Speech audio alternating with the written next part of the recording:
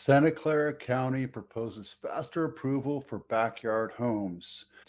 Today's highs and lows in Santa Clara County, and Americans are flocking to outrun home prices. This is where they're moving, and this price reduction and Los Gatos home of the week. Let's get moving here. Okay, Santa Clara has for the last few years been working on ADUs, making it fast tracked. I sat on a council board thing where I testified and I was talking to a bunch of citizens and talking about if they do this, they have to make it simple and easy for people to do it, because the permit process and doing anything with the city is a huge pain. It just is. It could be 6 months to 6 years to get something done. And unfortunately, it just is what it was, just the bureaucracy of the living in big metropolitan areas. San Jose is not the only one. Every big metropolitan area has that. However, Santa Clara County has fast tracked the idea of ADUs, or backyard dwellings, accessory dwelling units, or granny shacks. I think it's a good thing.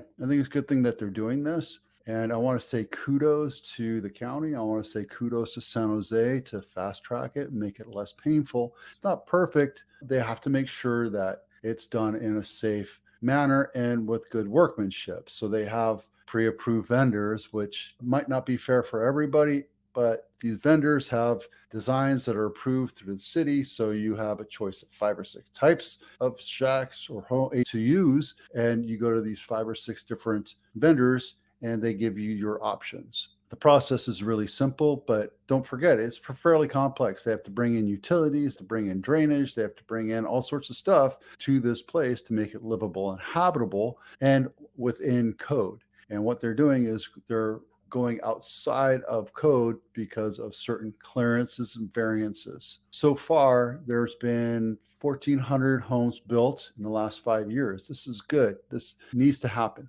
I particularly don't think I'd ever do that for my home. But if you're struggling with making income, it might be something that adds value to your home, as well as adding income to help offset your high cost of living or your high cost mortgage and in property tax, etc. There's good news and bad news to everything, right? Think it out if you're going to do this. There's another article that's right here. San Jose program backyard homes is thriving. The problem is the state and I think federal government came down to each metropolitan area and said you have until X amount of day or years to build so many doors. And I think it was 2024, which we're in right now, San Jose was required to build 40,000 homes. I don't think they're anywhere close to that. Maybe 10,000 homes or doors. When I say doors, we're talking about apartments and condos and single family homes and ADUs and mobile homes and everything, places for people to live.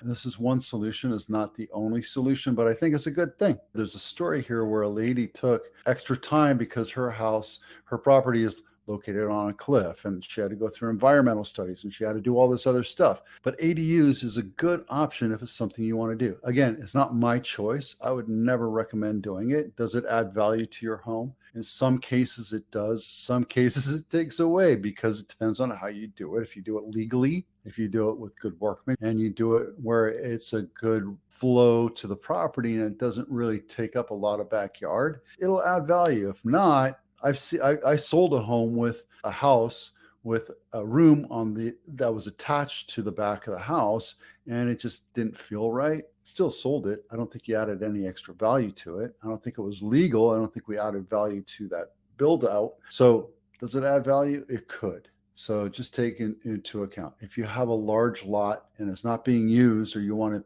add extra value, think about it. Call me and we can walk through it. I can point you in the right direction. I know people. Vito gives you offers you can't refuse. Okay, Los Gatos house of the week is Woodland, not my listing. $2.5 million, 3-bedroom, 2-bath, 1,900 square feet, 2.5 baths, built in 2023. And reason why I like it is it's right next to downtown, walking distance. Is it perfectly situated? No. As a matter of fact, I don't like it because you're closer to the freeway. It is what it is. $2.5 million today. I think this is a great bargain. Yellow. Okay. We're not going to be able to look at that today. Yeah, unfortunately, it is what it is. But it's a nice house. They probably bought the land, which was not a whole lot of land. So you're buying a postage stamp sized lot. and putting a little mansion on it, but it's a nice looking house. Probably have a basement down there, so it doesn't look like it's added to it, but perhaps it is. I don't know. What I do like about this house is it has the metal roof.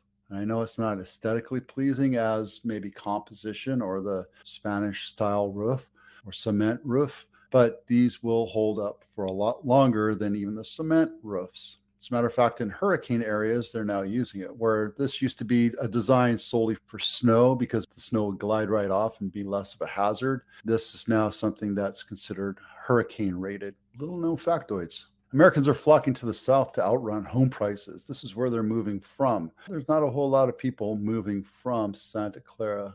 These are the fastest growing counties, and these are the fastest shrinking counties, and Santa Clara is a whopping 0.1%. I guess it depends on where you're going, but there's a lot of people escaping to get out and go to Florida, Arizona, New Mexico, Texas. Obviously, people seem to be moving there a lot. Seems like everybody's moving to Florida. I thought about Florida for a while, but with the onset of the last few hurricane seasons and seeing all the devastation and the high cost of insurance, I'm choosing not to go to Florida if I ever move. So maybe Texas, maybe Louisiana. I have no idea. Still up in the air. So there you go. It's a great little article for you to watch or read and open your mind up to different places, right? Looks like Florida, New York, Florida, Texas, that kind of thing. Okay, list price reductions. I chose this one, Calero, because it looks like it was price reduced. Yeah, 4-bedroom, not my listing, 4-bedroom, 2-bath, built in 1900, age is 52 years old, on market 35 days.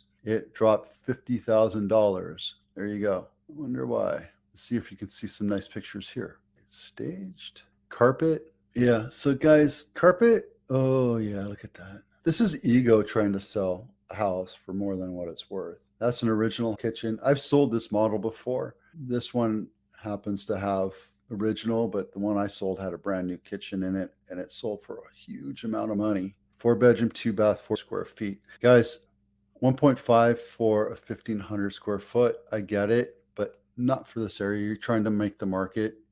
You're wasting your time and the agent's time. You got to bring the market to you. So one of the best ways to do it is to lowball the offer, the list price, and bring people in and attract it. However, I do think we're in a slump right now. I don't think we're going into anything devastating. We talked about it yesterday. Election cycle. People are going to start hesitating and holding off. There's going to be less competition, but we're also going to see houses stay on market longer, and we'll see a lot more price reductions. Right? We have 107 total price reductions. That number hasn't really jumped up over the last couple of months. It slowly has gone up, but so has the number of listings. So overall, we're at 16% of the houses listed right now are at price reduction, whereas before the last couple months, we were seeing 9 and 10%. I don't think it's something to worry about just yet. People are saying, well, if my candidate doesn't make it, I'm not going to buy a house. The market's going to crash. I doubt that.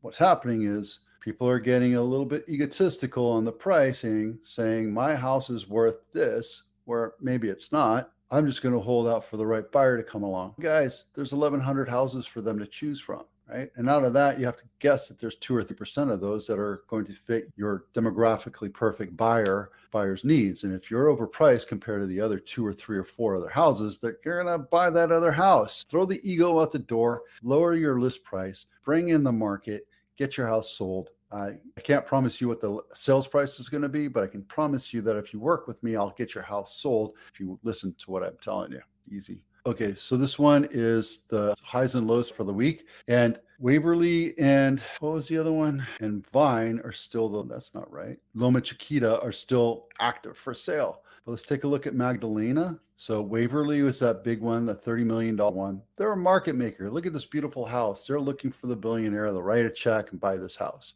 They're waiting for the right buyers. They can afford to wait, right? This guy right here keeps lowering his price, right? 229 days. And I can tell you that it's not going to sell for 400,000. This one just sold. The highest list price was $8.5 million.